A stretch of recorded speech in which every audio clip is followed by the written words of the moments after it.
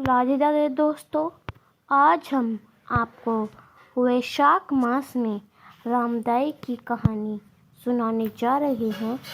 चलिए आरंभ करते हैं। एक समय की बात है, एक छोटी सी लड़की थी जो वैशाख नहाया करती थी। वैशाख का महीना पूरा हुआ तो सब कहने लगी कि गंगा जी जाएं या यमुना जी जाएं या हरिद्वार होकर आए। एक स्त्री बोली कि मैं तो राय दामोदर भगवान को जिमाऊंगी। सब पूछने लगे कि वे कैसे होते हैं। स्त्री बोले कि वे मोर मुकुट, गले में वैजयंती माला और हाथ में पीताम्बर ऐसे होते हैं। राय दामोदर भगवान वह लड़की अपने घर आई, भगवान की रसोई बनाई, मंदिर में आई, बोली, आओ मेरे भगवान, आओ जीमो। मंदिर में भगवान नहीं मिले। मंदिर से शहर में गई, शहर से जंगल, जंगल से पहाड़ों पर गई। भगवान को पुकारते सुबह से शाम हो गई। भगवान लड़की को पहाड़ पर चढ़ते देख बोले कि यह तो ऊपर से गिरकर मर जाएगी और मेरे सिर इसकी हत्या लगेगी। इसे दर्शन देने ही होंगे। भगवान ब्राह्मण का रूप धरकर आए और बोले, चल बेटा, मैं तेरा भगवान हूँ, तू मुझे जिमा दे। लड़की बोली कि नहीं, तुम मेरे भगवान नहीं हो। ब्राह्मण बोला कि तेरे भगवान कैसे हैं? उसने कहा, मेरे भगवान तो मोर मुकुट वाले, गले में वैजयंती माला पहने हुए और हाथ में पीताम्बर लिए हुए हैं। ब्राह्मण बोला, अच्छा ऐसा है तेरे भगवान? हाँ, ऐसे हैं मेरे भगवान। अब भगवान ने लड़की के सामने अपना चतुर्भुजी रूप दिखाया। अब लड़की खुश हो गई और बोली कि हाँ, तुम ही हो मेरे भगवान। अब आगे आगे वह छोटी लड़की भाग रही थी और पीछे पीछे भगवान आ रहे थे। भागते भागते सखी सहेलियों से बोली कि मेरे घर भगवान आए हैं। उनमें से किसी ने एक ने कहा कि देखो तो इसके भगवान कैसे हैं। जिनके भाग्य में भगवान के दर्शन लिखे थे उन्हें हो गए। हे राय दामोदर भगवान, जैसे आपने लड़की को दर्शन दिए वैसे ही सभी को देना। और तो ये थी हमारी राय दामोदर की कहानी। अगर आपको हमारी यह कहानी पसंद आई हो तो हमें कमेंट कर ज़रूर बताएं। अगर आपको इस कहानी से भी कोई प्रश्न है तो आप उसे भी कमेंट बॉक्स में लिखकर अवश्य बताएं। हम कोशिश करेंगे कि आपका उत्तर जल्द से जल्द दे सके। राधे राधे। राधे राधे दोस्तों, आज मैं आपको शबरी माँ की कथा सुनाने जा रही हूँ। चलिए आरंभ करते हैं। बात भगवान राम के जन्म से पहले की है, जब भील आदिवासी कबीले के मुखिया अज के घर बैठी पैदा हुई थी। उसका एक नाम शर्मा और दूसरा का नाम शबरी रखा गया। शबरी की माँ इंदुमती उसे खूब प्यार करती थी। बचपन से ही शबरी पशु पक्षियों की भाषा समझकर उनसे बातें करती और जब शबरी की माँ उसे देखती तो कुछ समझ नहीं पाती। कुछ समय बाद एक पंडित ने शबरी के परिवार को बताया कि वो आगे चलकर सन्यासी बन सकती है। इस बात का पता चलते ही शबरी के पिता ने उसका रिश्ता तय कर दिया। जैसे ही शादी का दिन नजदीक आया, शबरी के घर वालों ने खूब सारी बकरियां और अन्य जानवर घर के पास लाकर बांध दिए। एक दिन शबरी का माँ जब उसके बाल बना रही थी तो उसने माँ से पूछा, इतने सारे जानवर हमारे घर क्यों लाए गए हैं? माँ ने जवाब दिया, बेटी, तुम्हारा विवाह होने वाला है, इसलिए हम लोगों ने इनका इंतज़ाम बलि के लिए किया है। तुम्हारी शादी के दिन ही बलि प्रथा होगी और फिर इनसे स्वादिष्ट भोजन बनाकर सबको परोसा जाएगा। यह सब सुनकर शबरी दुखी हो गई। काफ़ी देर तक शबरी ने उन जानवरों को आज़ाद करने के बारे में सोचा। सोचते सोचते शबरी के मन में हुआ कि अगर ये जानवर यहाँ नहीं होंगे तो इनकी बलि रुक सकती है। ऐसा नहीं हुआ तो मेरे घर से कहीं चले जाने पर ही यह बलि रुकेगी। जब मैं ही नहीं रहूँगी तब न विवाह होगा और न ही बलि प्रथा। इससे मासूम जानवर बच जाएंगे। इसी सोच के साथ जानवरों को रखी गई जगह पर शबरी पहुंची। उसने सोचा कि उन्हें खोल देती हूँ, लेकिन वो ऐसा नहीं कर पाई। उसके बाद शबरी जंगल की तरफ भागने लगी। भागते भागते शबरी ऋषिमुख पर्वत पहुंच गई। वहाँ करीब 10,000 ऋषि रहा करते थे। शबरी को लगा कि वो भी इसी जंगल में किसी तरह ऋषि मुनियों की सेवा करके अपना जीवन जी लेगी। वो चुपचाप उस जंगल में एक हिस्से में किसी तरह से रहने लगी। शबरी रोजाना ऋषि मुनियों को ही झोपड़ी के आगे झाड़ू लगाती और हवन के लिए लकड़ी भी लाकर रख देती। ऋषि मुनियों को समझ नहीं आ रहा था कि जंगल में उनकी काम अपने आप कैसे हो रही हैं। एक दिन शबरी को किसी ऋषि ने देख लिया। उससे देखते ही उसका परिचय पूछा। जैसे ही शबरी ने बताया कि वो भील आदिवासी परिवार से संबंध रखती है, तो उसे ऋषि ने खूब डांट लगाई। शबरी को इस बात का बिल्कुल भी पता नहीं था कि उसकी जाति छोटी है और उसे ऋषियों द्वारा जाति के वजह अपमान सहन करना पड़ेगा। इतना सब होने के बाद भी शबरी हर ऋषि मुनि के दरवाजे पहुंचती और उनके आगमन में झाड़ू लगाकर उनसे गुरु दीक्षा देने के लिए कहती। हर कोई शबरी को उसकी जाति की वजह से अपना आश्रम से भगा देता था। ऐसे होते होते काफ़ी समय बीत गया। उसके बाद शबरी मतक ऋषियों की कुटिया में पहुंची। वहां पहुंचकर मंथक ऋषि को शबरी ने बताया कि वो उनसे गुरु दीक्षा लेना चाहती है। उन्होंने खुशी खुशी उसे अपने गुरुकुल में रहने दिया और भगवान से जुड़ा ज्ञान देते थे। शबरी ने भी अपने गुरु मंथक ऋषि की सेवा करने में कोई कसर नहीं छोड़ी। वो गुरुकुल के भी सारे काम करती थी।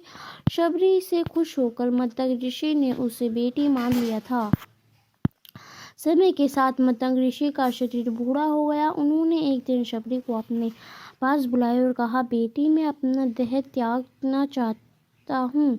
बहुत साल हो गए शरीर में रहते रहते। शबरी ने दुखी मन से कहा, आपके ही सहारे मैं इस जंगल में रह पाई हूँ। आप ही चले जाएंगी तो मैं जीकर क्या करूँगी। आप अपने संग मुझे भी ले जाइए, मैं भी देह त्याग दूंगी। मतक ऋषि ने जवाब दिया, बेटी, तुम्हें चिंता करने की जरूरत नहीं है। राम तुम्हारी चिंता करेगा और ध्यान भी रखेंगे।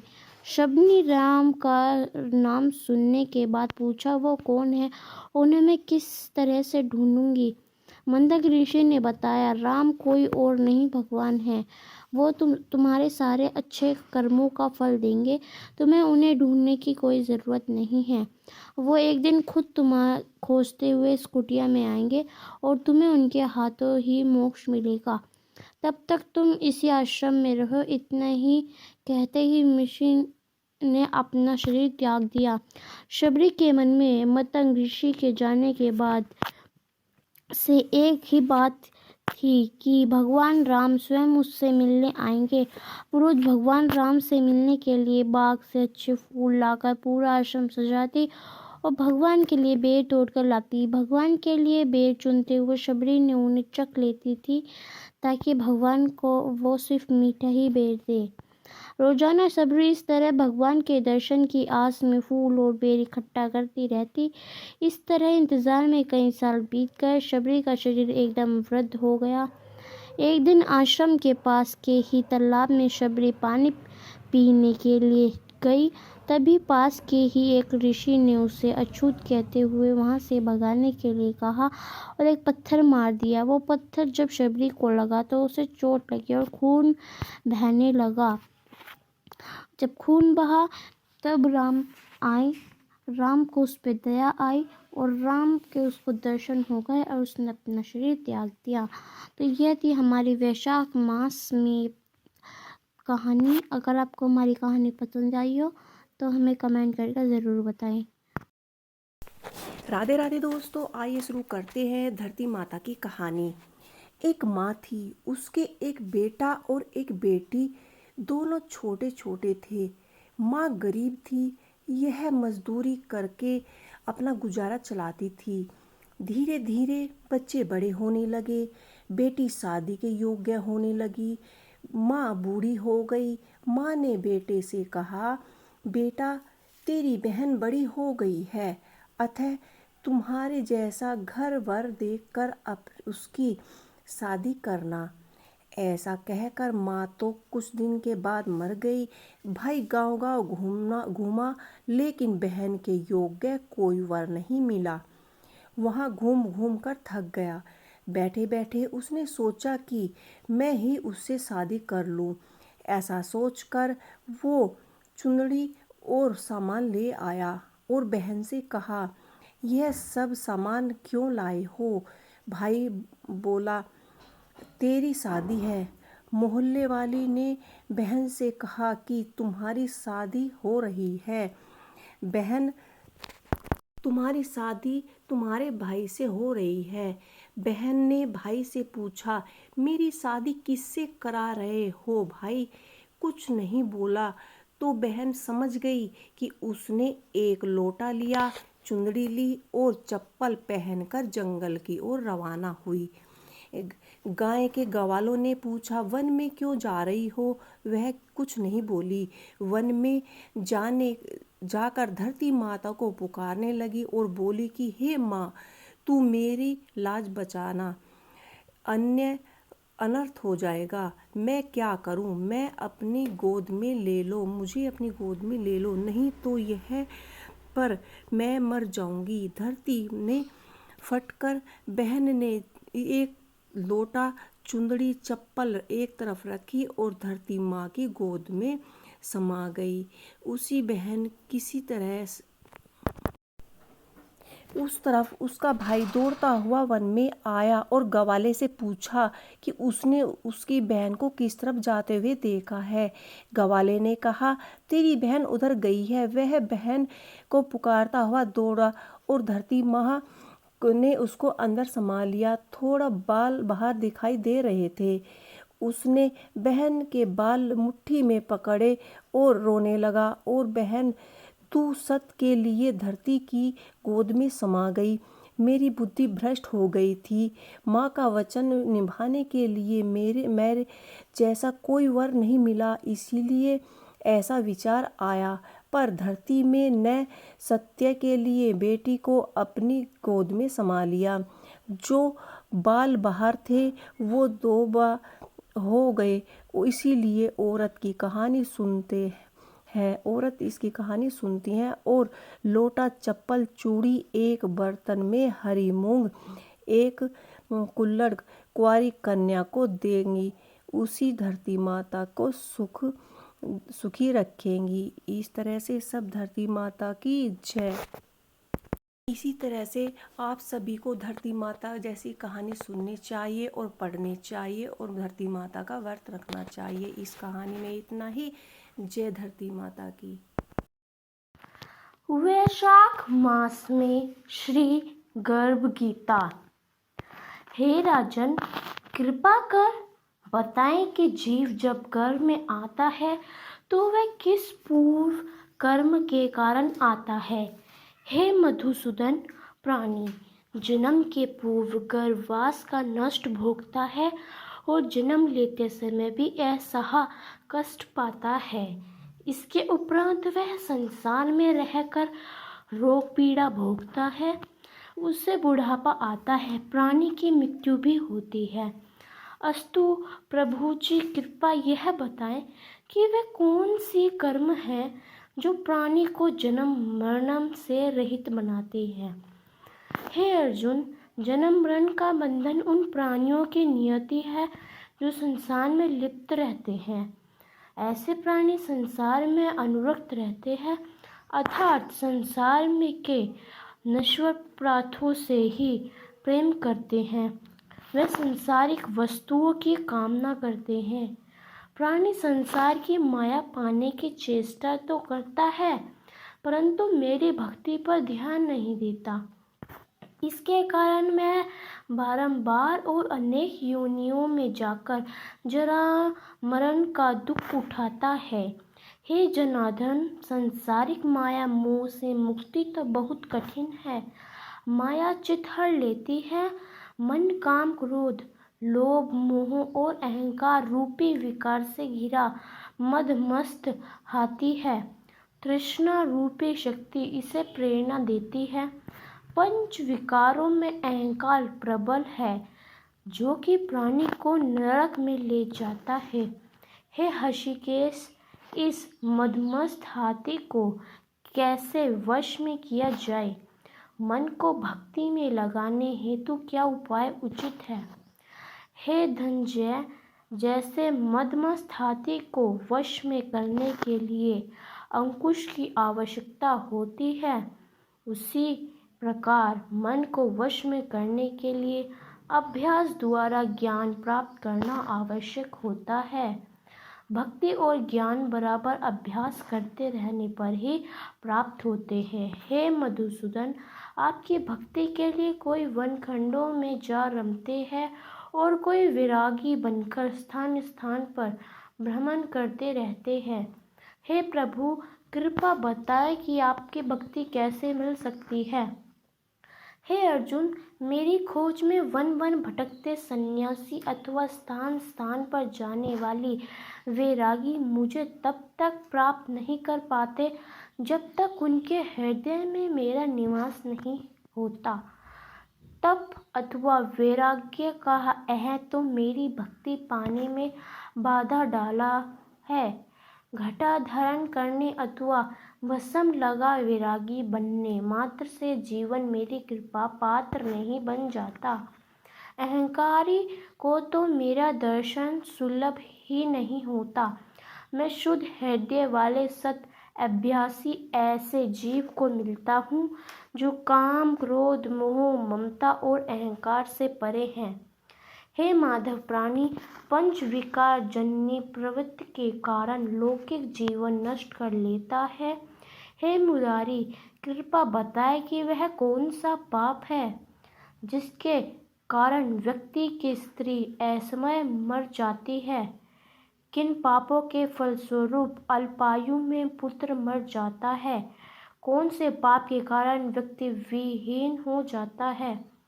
किसी का लिया हुआ शस्त्र नहीं चुकाना है वाला पति पत्नी हानि का दुख उठाता, उसी प्रकार किसी की घरोवर अमानत को न लौटाने वाला पुत्र अल्पवायु में मर जाता है। किसी को सहयोग सहायता का आश्वासन देकर भी समय आने पर सहयोग न करने वाला व्ययहीन होता है। ये सब भयंकर पाप है जो स्त्री पुरुष एकाकी होकर भोगते हैं। हे दयानिधे, किस पाप के फलस्वरूप प्राणी सत रोगी रहता है और किस कुकर्म के फलस्वरूप भोजा ढोलना वाला जनधन्य पशु बन जाता है? हे अर्जुन, कोई सौभाग्य कशिनी कन्या को बेचने वाला सत रोगी रहता है। अभक्ष्य भोजन और मादक द्रव्य का सेवन करने वाला अधन योनि में जन्म लेता है। झूठी गवाही देने वाला भोजन बन कर पंच कवल कर संयोग भोगने करने वाला बिल्ली और सूकर की योनि प्राप्त करता है। हे प्रभु, इस संसार में जिनको आपने धन धान्य दिया है और उत्तम साधन दिए हैं, तो उनका पुण्य क्या था? उत्तम रीति से सोग्य पात्र को स्वर्ति दान करने वाला धन धान्य और वाहन आदि पाता है। सत सनातन वैदिक रीति से संयोग वर को विधि पूर्वक कन्या दान करने वाला उत्तम मानव योनि का अधिकारी बनता है। हे प्रभु, संसार में कोई तो स्वर्ग सुंदर है और कोई कुरूप है। सो श्रेष्ठ स्वास्थ्य और स्वरूप पावन शरीर किन पुण्यों में से मिलता है? हे कौन्तेय, पुरुष का रूप स्वरूप नहीं गुण महत्वपूर्ण है, फिर भी आकर्षक देह संयुक्त विद्वानों की सेवा एवं निरंतर ज्ञान की आकांक्षा के फलस्वरूप मिलती है। हे दयानिधि, प्राणी धन और संसारिक मुखों से मोह क्यों रखता है? हे महाबहु, अगर मेरी कृपा से प्राणी विचित हो जाए तो धन दौलत और संसारिक रूप से प्रीति करने लगता है। यह सब नाशवासन है। विवेकी साधन को इसे दूर रखना चाहिए। जो व्यक्ति संसारिक वहमों से मुक्त हो काशी, हरिद्वार, अवंतिका, अयोध्या पवित्र स्थलों के दर्शन और मेरी निष्काम भक्ति करता है, वह राजा जैसी संपन्नता और ज्ञान प्राप्त करता है। इसी प्रकार विनम्र भाव से दान गुप्त करने वाला, कामना रहित हो कर दूसरे की सेवा करने वाला सदैव अपनी आवश्यकता अनुसार धन पाता है, उसी काया निरोग रहती है। हे प्रभु, प्राणी से रक्त विकार, खंड वायु, अंधा अथवा पंगुता का क्या कारण है, बताने की कृपा करें। हे धनंजय, मेरी भक्ति से परे माया लिप्त, नशे व्यसनों में रत रहने वाला, क्रोधी, रक्त विकारी, आलस्य में डूबी, दर्दशील, संयम रहित, खंड वायु जैसे रोग से ग्रस्त होते हैं, पतिव्रत धर्म का उल्लंघन करने वाली स्त्री और संयम रहित पति में पंगुता, ज्योतिहीनता आती है। हे जग गुरु, कृपा कर गुरु दीक्षा के विषय में भी कुछ बताएं। हे कौन्तेय, तुम धन्य हो और धन्य है तुम्हारी माता, तुम्हारा यह प्रश्न संसार के लिए कल्याणी है। हे पाठक, स्वामी और इंद्रियों को वश में करने वाला कोई सिद्ध पुरुष जो इस भक्ति को परोपार लगा हो, गुरु रूप में धारण करे, अपने गुरु के मार्गदर्शन में मेरी आराधना कर व्यक्ति गुरु कृपा से मेरी भक्ति पाता है। ऐसे गुरु से विमुख प्राणी सद्ग्राम को मारने का पाप भोगता है, उसका मुख देखने भी पाप है। जैसे मदिरा भान से सदा गंगा जल अशुद्ध हो जाता है, उसी प्रकार गुरुद्रोही गृहस्थ साधन की साधना निष्फल रहती है। ऐसा व्यक्ति कुकर, शूकर, गद्र, काक आदि योनि को पाता है। वह अजगर के समान आलस्य में डूबा तिरस्कार पाता है। अतः गुरु अज्ञान पालक, साधनशील, व्यसन रहित जीवन व्यतीत करना चाहिए। हे धनंजय, गुरु दीक्षा बिना साधक का उद्धार नहीं होता। मेरी भक्ति की इच्छा करने वाला को गुरु धारणा करना उत्तम है। जैसे नदियों में गंगा, व्रतों में एकादशी और जीवों में मनुष्य धन श्रेष्ठ है, उसी प्रकार साधक की स्त्रियों में गुरु कृपा श्रेष्ठ है। गुरु सेवा का फल अश्वमेध यज्ञ से भी अधिक फलदायी है। तद्रिपाणिपातेन परिपर्शेन सेवाया उपदेशन्ति ते ज्ञानजनित्वा। अगर आपको हमारी यह श्री गीता पसंद आई हो तो आप हमें कमेंट करके ज़रूर बताएं। अगर आपको कोई भी प्रश्न है तो आप उस प्रश्न को भी हमारे कमेंट बॉक्स में लिख सकते हैं। राधे राधे।